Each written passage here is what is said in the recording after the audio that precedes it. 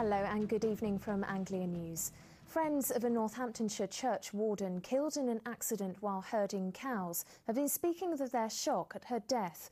74-year-old Margaret Rathall was herding cattle at her farm in East Haddon near Northampton when it's thought one broke loose and knocked her to the ground. Stuart Leese has this report. The flag was flying at half-mast today at St Mary the Virgin Church in the village of East Haddon near Northampton, a village that's been shocked by the death of church warden Margaret Rathall, who died after apparently being trampled while herding cattle on her farm. Margaret was such a wonderful person, and she'll be missed by everyone. Everyone is shocked, as I am. Her faith underpinned all her life. And she did so much, not just for the church, but for everybody.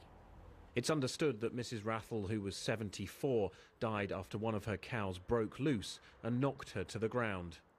Margaret Rathall had been a church warden here at St Mary the Virgin for many years. She was also a keen horsewoman and had worked as an instructor for the charity Riding for the Disabled for 40 years. She had a great love of the church, and of course we're all enormously grateful for all that she did to help people and beyond. She's so well loved by everybody. I know that at the funeral there'll be hundreds and hundreds of people there. Margaret was a lady in the truest sense of the word.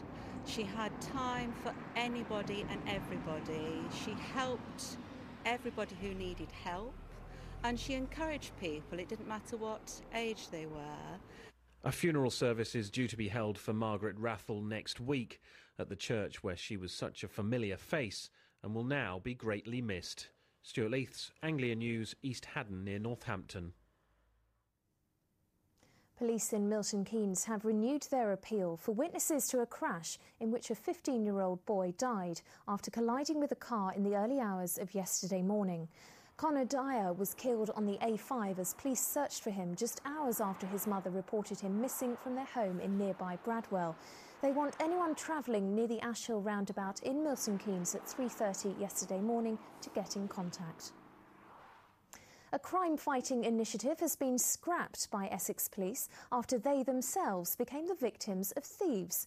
The idea involved placing cardboard cutouts of police officers in shops and public places to deter criminals from stealing. But as Lorna Ramsey reports, in some areas it had the opposite effect. Giancarlo Guglielmi's post office at Lawford near Manningtree was broken into last summer. So he welcomes any ideas to cut crime. But there's one idea from Essex Police that he just couldn't fathom. When I first heard it, I had to stop laughing because I've heard of some funny ideas, but the idea of putting a cardboard cutout to reduce crime, well, that doesn't bear thinking about, does it? And, I'm pleased to see that they've seen sense and they've pulled the scheme, hopefully not to come back again. Essex Police spent £2,000 on 20 cutouts and displayed them in shops around the county. We filmed this one at a petrol station in Basildon last year. But rather than cutting crime, it seems the cutouts themselves became the target of criminals. A 20-year-old man was cautioned after stealing one from this shop in Manningtree. And another 30-year-old man was fined £150 and ordered to do 20 hours community service after taking one from a co-op in Clacton. A spokesman for Essex Police told us the trial of the cardboard police officers showed that they had little impact on crime or antisocial behaviour, and we will not be continuing with their general use. Giancarlo is pleased to see the back of them because for him, there's no substitute for the real thing. Lorna Ramsey, Anglia News. A special sunset ceremony was held at RAF Marham in Norfolk last night to mark the 70th anniversary of the Battle of Britain. Although a question mark hangs over the long-term future of the station, which employs 3,000 people, the uncertainty was put to one side, with some helping to recreate a 40s feel to celebrate the occasion. It was a mosquito base back in 1940.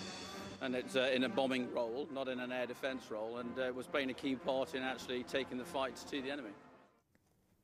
A police community support officer from Norwich has been praised for her efforts to help keep teenagers off the streets during the summer holidays. PCSO Angela Lata, who works in the city's Mile Cross area, set up a free course teaching youngsters how to beatbox, DJ and street dance. The 4-week project culminated in a public performance last night. Research shows that antisocial behaviour rises in school holidays because young people don't have anywhere to go. You know, places they can go, cinema.